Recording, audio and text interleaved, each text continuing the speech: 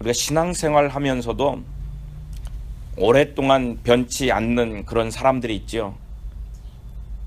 물론 주님을 향한 사랑이라든지 우리의 믿음의 견고함이 변하지 않는 건 좋습니다만은, 그러나 그런 것이 아니라 자기의 성품이라든지 그런 삶의 방향, 잘못된 삶의 방향이 변하지 않는, 그렇게 변하지 못하는 사람들도 있습니다. 신앙생활을 하면 할수록 우리가 신앙이 더 깊어져야 되죠. 하나님을 향한 사랑도 더 커져야 됩니다.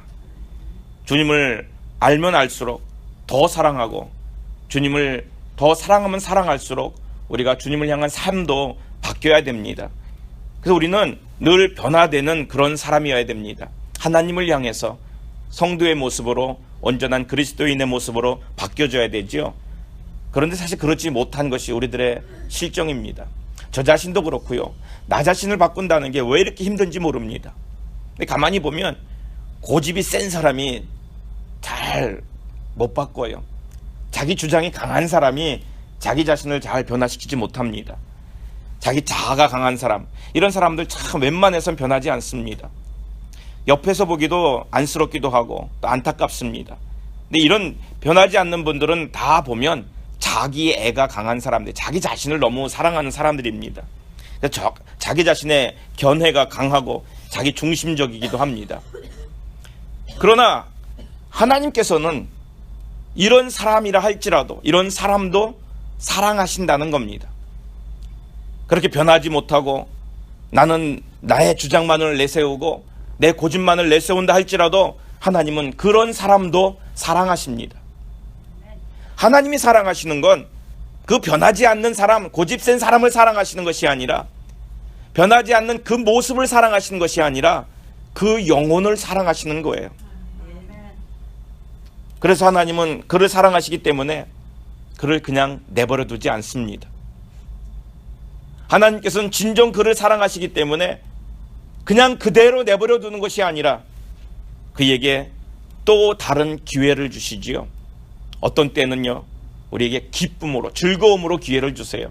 격려하시는 거죠. 그런데 또 어떤 때는 고난을 통해서 책망으로 기회를 주세요. 또 어떤 때는 우리에게 힘들고 어려운 문제를 야기시킴으로써 이것 때문에 하나님께로 다시 성장할 수 있는 기회를 주십니다. 하나님께서 우리들에게 기회를 주시는데 그 기회를 통해서 우리가 자라게 하시고 우리가 변화되게 하시는 거예요. 하나님이 우리들에게 기회를 주시는 그 기회는 참 여러 가지 방법입니다. 그런데 그 모든 방법들, 그 기회들은 분명히 하나님의 사랑이라는 거죠. 어떤 때는 내가 원하지 않는 방법이 있습니다. 싫어하는 방법이죠. 사람마다 다 싫어하는 방법, 고난 속에서, 힘든 것 가운데서, 경제적인 어려움 속에서, 또는 건강의 문제 가운데, 질병의 문제 가운데, 사실 이런 것을 통해서 하나님 만나고 싶지 않습니다. 우리는 기쁨 속에서 하나님을 만나고 싶잖아요. 즐거움 속에서. 근데 하나님께서는 우리들에게 다가오시는 방법이 각가지, 그때그때마다 가장 좋은 방법, 적절한 방법으로 우리가 하나님께로 돌아올 수 있는 그 방법으로 우리를 찾으신다는 얘기입니다. 하나님이 주시는 기회는요, 사랑이에요. 사랑하기 때문에 기회를 주시는 거예요. 그래서 그 기회를 통해서 하나님을 찾고 하나님을 만나실 수 있는 우리가 될 수 있기를 바랍니다. 만약 내게 그런 기회가 주어졌다면 그 기회가 은혜의 시간이 될 수 있기를 바랍니다. 삭개오는요, 아주 부유한 동네 그 여리고의 세리장이었습니다. 그는 권력도 또 재물도 얻은 그런 사람이죠. 근데 사람들로부터 미움을 받습니다. 죄인이라고 얘기를 듣습니다. 이 세리는 창녀와 함께 아주 죄인의 대명사로 일컬어지는 사람 아닙니까? 그런데 사실 이 사람도 분명히 유대인이지 않습니까? 어려서부터 하나님의 말씀으로 훈련받고 교육받아 살아온 사람입니다. 그는 말씀 속에서 자라났고 말씀을 훈련받았던 사람입니다. 분명히 하나님의 은혜 가운데 있었던 사람이에요. 근데 자라나면서 자기 자신의 욕구가 있죠. 뭔가 욕심이 있습니다. 내가 쟁취하고 싶은 욕망이 있습니다. 그것을 쫓아가다 보니까 어느 순간인가 다른 사람들의 손가락질을 받고 있습니다. 내가 원하는 것을 쫓아가다 보니까 어느 순간인가 다른 사람들이 나를 향하여 죄인이라고 말합니다. 그래서 이제는 그 마음속에 기쁨보다는 뭔지 모르는 죄책감도 생기기도 하고, 다른 사람과 어울리지 못하는 어떤 외로움도 생기기도 하고, 다른 사람으로부터 눈총을 받는 그 따가운 눈총 속에, 또는 손가락질을 받는 그런 미움을 받는 그런 사람이 되고 말았습니다.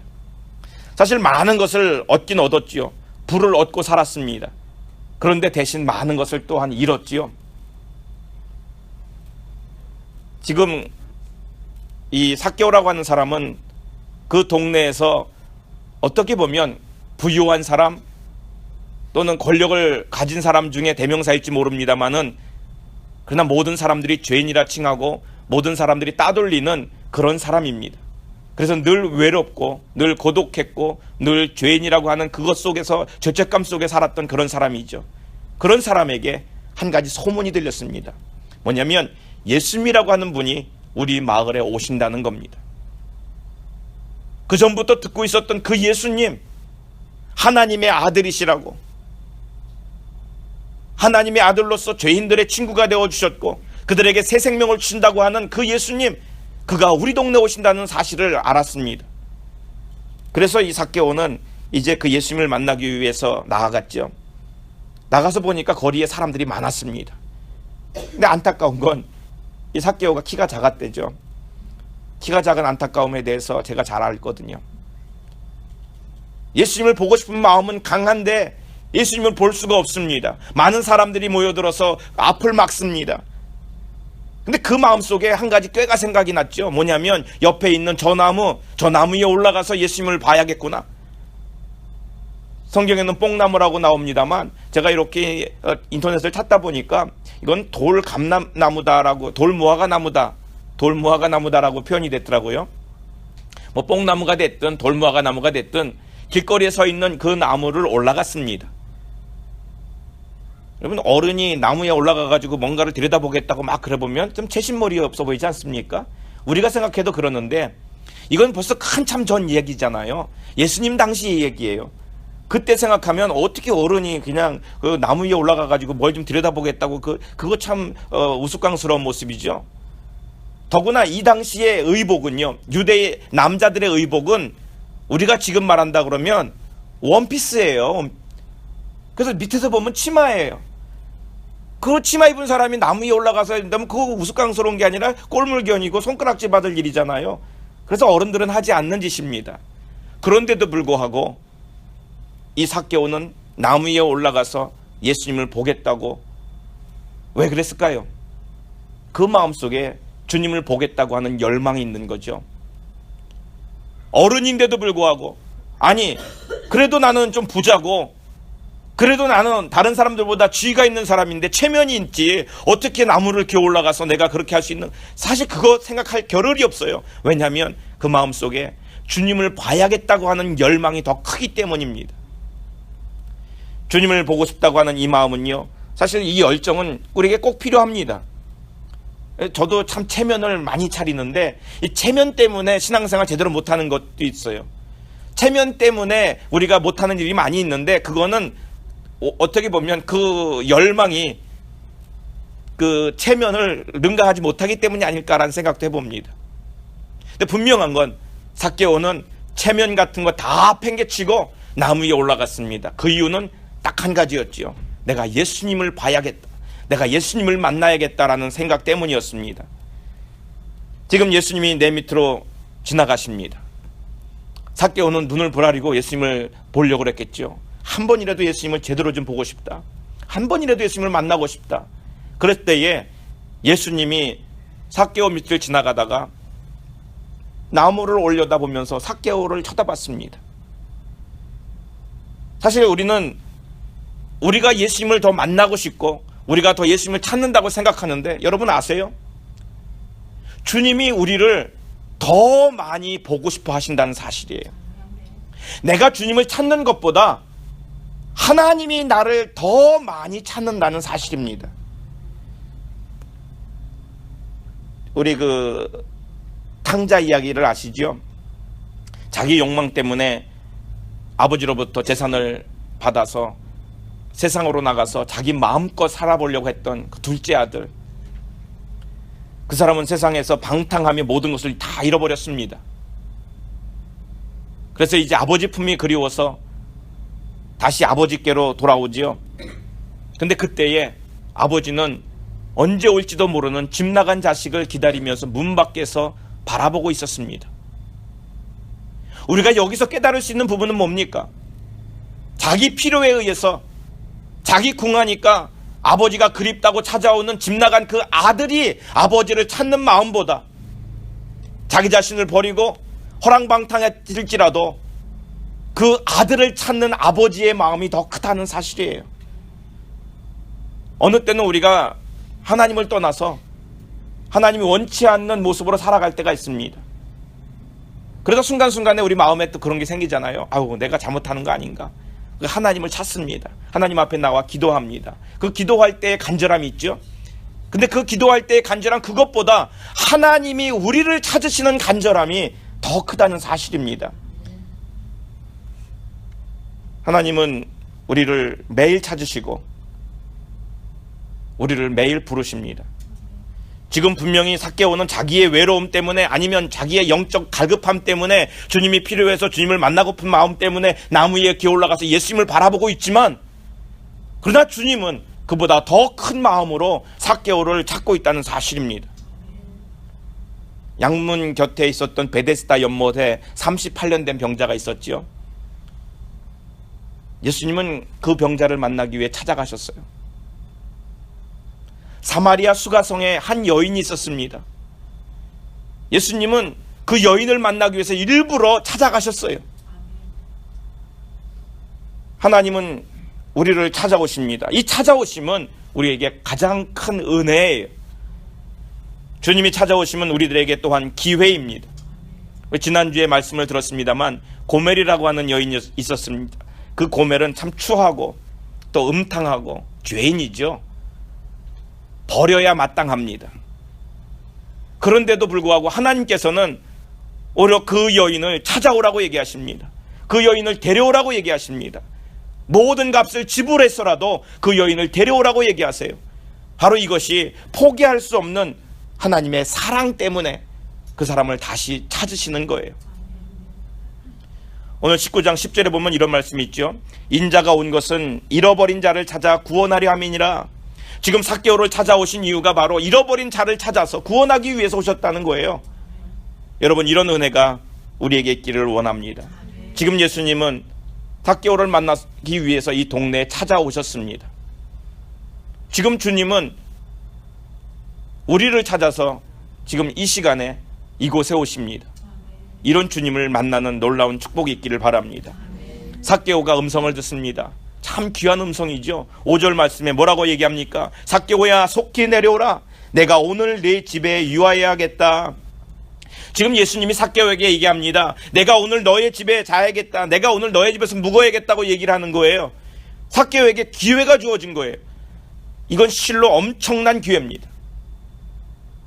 기회는 올 때 꼭 잡아야 되죠. 기회, opportunity라고 하는 이 기회, 이 말이 생긴 유래가 있습니다. 오늘날에는 그 항구는 큰 배가 들어올 수 있도록 이렇게 부도를 아주 근사하게 만들어 놓고 언제든지 배가 들어오게 만들어져 있죠. 그래서 배가 자유롭게 들락거립니다. 그러나 예전에는 이 부두 시설이 제대로 되어 있지 않기 때문에 배가 들어오려면 물이 들어올 때까지 기다려야 돼요. 물이 들어와야만 배가 따라 들어오지, 물이 밀려나가면 이 배가 들어오지 못합니다. 그래서 물이 들어올 때까지 배는 멀찍이서 물이 들어올 때를 기다리는 그런 기다리는 시간이 필요해요. 그러다가 이제 물이 다 들어오면 그 배도 같이 따라 들어옵니다. 이렇게 물이 들어올 때를 기다리는 배를 그 라틴어로 오포르투라고 말한답니다. 오포르투. 여기서 오포튜니티가 나왔지요. 그래서 그 기회는 적절한 때예요. 내가 그 일을 행할 적절한 때가 바로 기회라는 얘기입니다. 옛날 그리스 그 시라쿠스라는 거리에 이상한 동상이 하나 있었답니다. 그 동상의 이름이 뭐냐면 기회라는 동상이 하나 서 있습니다. 근데 이 동상에는 날개가 이 발밑에 달려 있어요. 발밑에 달려 있다는 얘기는 달리는 것보다 날아가는 그런 더 빠른 기회를 말하는 거죠. 근데 그것보다 더 우스운 건 뭐냐면 이 동상의 앞머리는 아주 무성합니다. 앞머리가 엄청나게 무성해요. 근데 뒷머리는 하나도 없이 대머리예요. 근데 그 밑에 글귀가 써 있습니다. 그 밑에 있는 글귀는 이렇게 써 있답니다. 그대의 앞머리는 왜 이렇게 무성한가? 내가 올 때 쉽게 사람들이 붙잡을 수 있도록. 그대의 뒷머리는 왜 이렇게 대머리인가? 한번 지나가면 다시는 붙잡을 수 없기 때문에. 그 동상의 이름이 기회라고 그랬는데 정말로 그 말의 의미가 딱 맞죠? 기회가 올 때 앞에서 얼른 잘 잡으라고 머리카락이 무성하답니다. 근데 그 기회가 지나가면 지나갈 때는 아무리 잡으려고 해도 잡을 수가 없다는 거예요. 민머리이기 때문에. 이것은 우리가 기회가 올 때 꼭 잡아야 된다는 얘기를 말하고 있습니다. 만약에 그 기회가 하나님이 주시는 기회라면 더더욱 꼭 잡아야 되죠. 그것은 잃어버려서는 안 됩니다. 기회를 잃어버려서는 안 됩니다. 오늘 삭개오가 내 집에 유하야겠다는 주님의 말씀을 들었습니다. 삭개오에게는 엄청난 기회입니다. 그렇게 만나고 싶었던 주님을, 그렇게 나의 체면을 무시하고서라도 보고 싶었던 주님을 이제 대면할 뿐만이 아니라 그 주님이 오늘 내가 너의 집에서 유하야겠다라고 얘기를 하는 거예요. 이거는 그에게 놀라운 기회입니다. 만약에 주님을 만났지만 주님을 영접하지 않았다고 한다면 그에게는 은혜가 임하지 못하지요.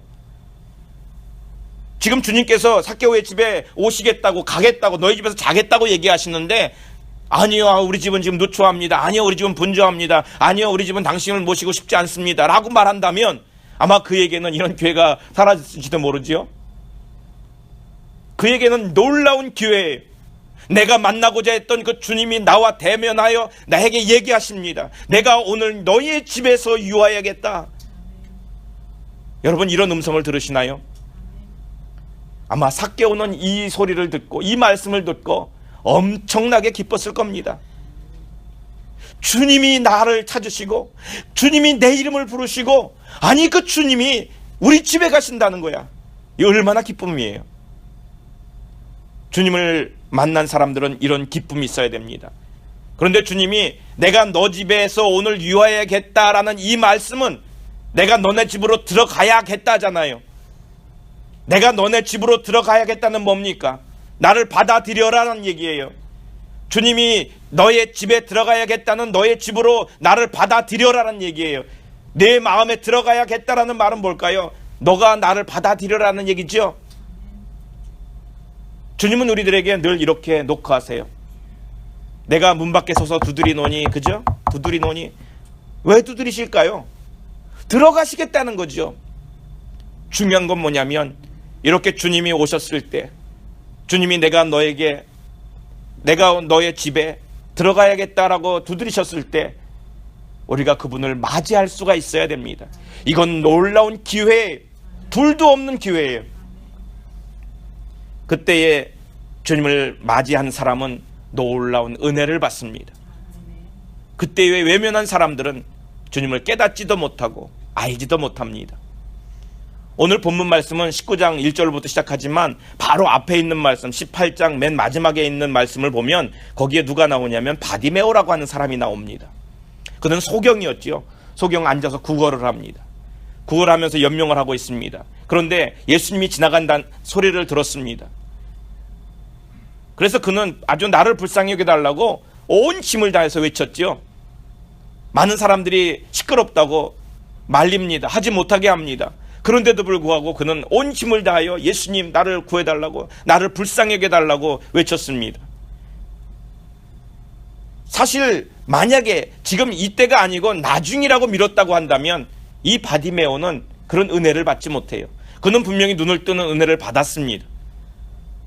만약에 사람들이 그걸 꾸짖고 좀 시끄럽다고 주님이 지나가시는데 소리치지 말라고 만약에 그런 소리에 나중 기회로 미뤘다고 한다면 그는 분명 그런 은혜를 받지 못합니다. 왜냐하면 지금 예수님은 예루살렘으로 이제 마지막 사명을 감당하기 위해서, 십자가에 달리시기 위해서 예루살렘으로 올라가는 마지막 행로였기 때문이에요. 만약에 어떤 때 주님이 나에게 주시는 그 기회가 마지막 기회라면, 물론 하나님은 우리를 사랑하셔서 언제든지 기회를 주시고 그러는데, 만약에 주님께서 손 내미시는 그 시간이 마지막 시간이라고 한다면 이것을 놓쳤을 때에 얼마나 애다른 시간들, 얼마나 땅을 치는 시간들이 우리에게 오겠습니까? 기독교 학교 그 미션스쿨에 이상한 한 학생이 있었답니다. 그 교수님을 맨날, 그 선생님을 맨날 골탕 먹이고 힘든 질문들만 하는 그런 학생이 있었대요. 그 학생의 이름이 탐이라고 말합니다. 이 탐이라고 하는 아이는 비기독교적인 질문만 하는 거예요. 일부러 곤란하게 만드는 질문만 하는 거예요. 그러면서 비아냥거리는 쪽으로 모든 것을 얘기합니다. 그래서 그 포웰 교수는 늘 이 아이 때문에 아주 골머리가 썩습니다. 근데 이제 그 수업의 마지막 시간이 됐죠. 그때 그날따라 참 진심을 담아가지고 이 학생이 얘기를 하죠. 교수님, 나 같은 사람도 하나님을 찾을 수 있을까요? 이제껏 했던 정도의 질문이 아니라 정말로 진심의 질문을 했어요. 나 같은 사람도 하나님을 찾을 수 있을까요? 그랬더니 그 포웰 교수는 곰곰이 생각을 하다가 그런 얘기를 했답니다. 자네는 절대로 하나님을 찾을 수 없다네.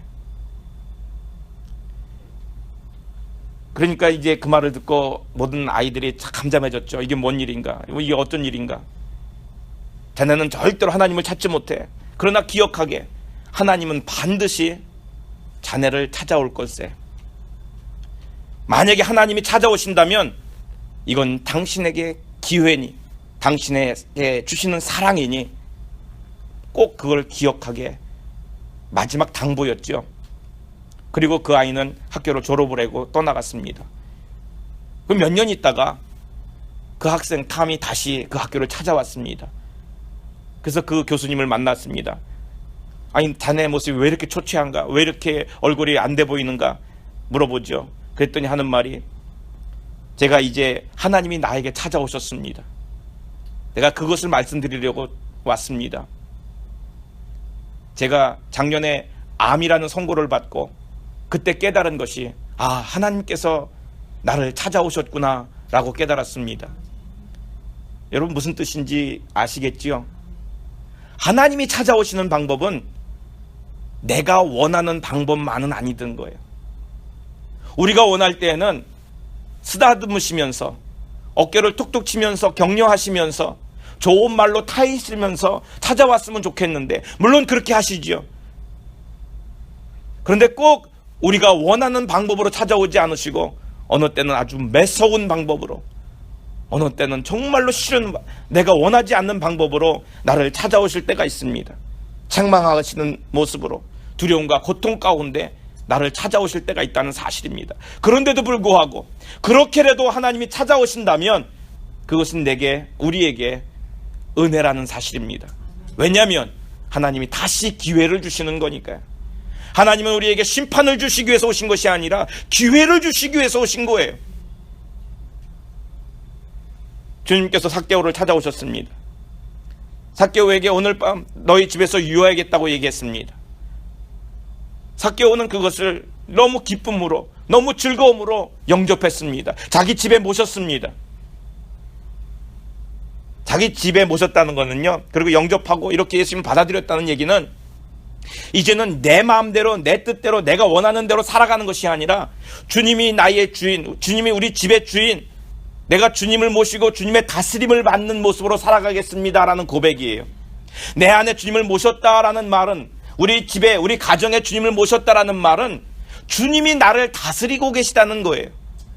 우리 가정의 주인이 주님이시고 주님이 우리 가정을 다스리십니다라는 고백인 거예요.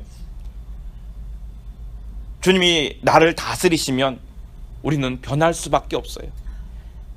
예전에는 내 마음대로 했죠. 내가 원하는 대로 했어요. 내가 하고 싶은 것을 했어요. 그런데 이제 주님이 나를 다스리세요. 주님이 나를 다스리면 내가 원하는 것을 하는 것이 아니라 주님이 원하는 것을 하실 수밖에 없지요. 그러니 예전의 모습이 아니라 이제는 주님이 원하는 모습으로 바뀌어갈 수밖에 없습니다. 여러분, 진정으로 우리 마음에 주님을 모실 수 있기를 바랍니다.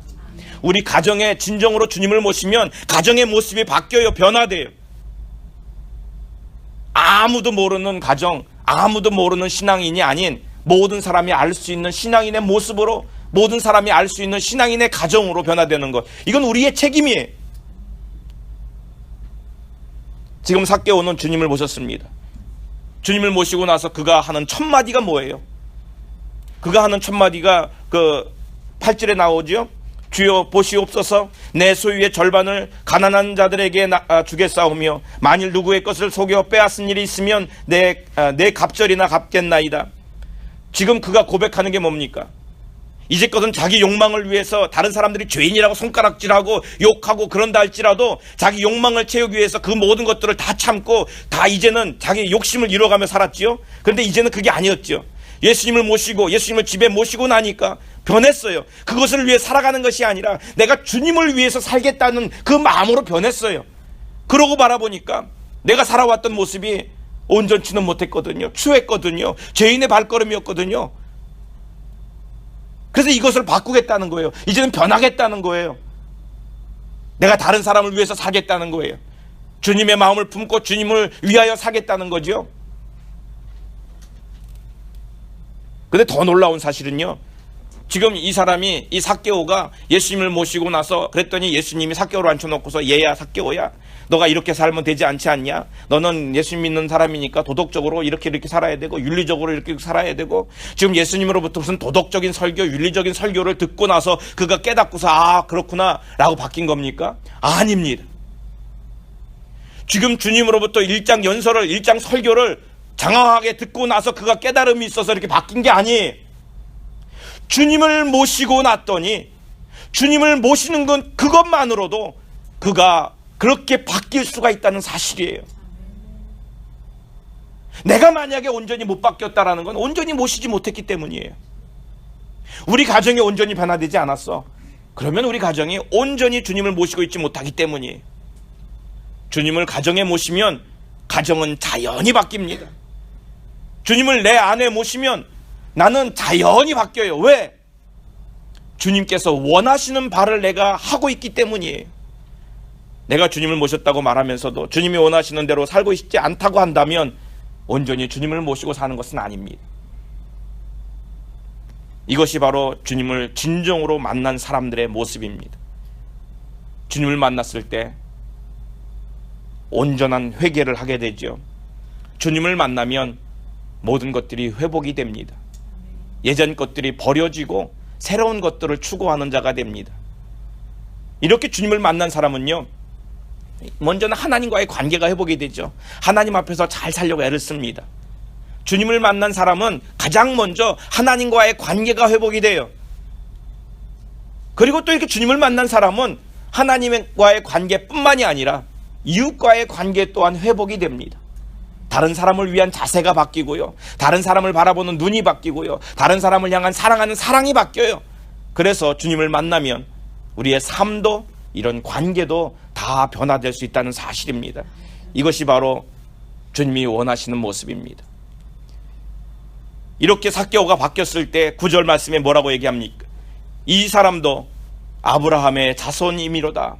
이 사람도 아브라함의 자손이미로다. 그가 회개하고 변화되고 이제 주님 앞에 다짐하는 그 모습을 바라보며 주님은 기쁜 마음으로 이제 삭개오도 주님의 자손, 지금으로 말한다면 그거죠. 아, 성수야, 넌 이제 참 나의 성도다. 너는 정말로 나의 자녀다. 야, 얼마나 기쁜 소리입니까? 성도가 이 소리를 듣는 것, 이것만큼 기쁜 게 없어요. 이거는 주님이 인정하시는 성도의 모습입니다. 주님을 모신 사람은 변화될 수밖에 없고 변화되어야 되고 또 주님이 바라시는 것이 바로 이렇게 변화된 삶의 모습입니다. 오늘 우리에게 내가 내 집에 유하야겠다라는 그런 음성이 들릴 수 있기를 바랍니다. 그러면 우리도 삭개오처럼 주님을 기쁜 마음으로 영접하고 우리가 있었던 그 모든 길에서, 잘못된 길에서, 죄악의 자리에서 만약에 멀어져 있다면, 또 사명감을 잃어버리고 있다면 이런 것들을 회복하고 다시 서는 놀라운 기회의 시간이 될 수 있기를 축복합니다. 어떤 때는 분명히 말씀으로 들립니다. 하나님의 말씀을 들을 때에 그 말씀 가운데 내게 주시는 음성으로 들려요. 또는 어떤 때는 우리의 상황의 어려움 때문에 그 상황 가운데 고통 가운데 부르짖다 봤더니 하나님 앞에 내 모습을 깨닫게 되고 돌아오는 자도 있습니다. 어떤 때는 고난을, 어떤 때는 가정의 환난을 통해서, 그러나 분명한 것은 그 모든 것들이 좋은 기회라는 사실입니다. 우리에게 만약에 이런 기회가 주어졌다면 분명히 그것은 주님의 찾아오심이고, 주님이 찾아오셨다면 주님을 영접할 수 있는 우리가 될 수 있기를 바랍니다. 우리 이 시간 함께 기도합니다. 주님, 우리가 주님을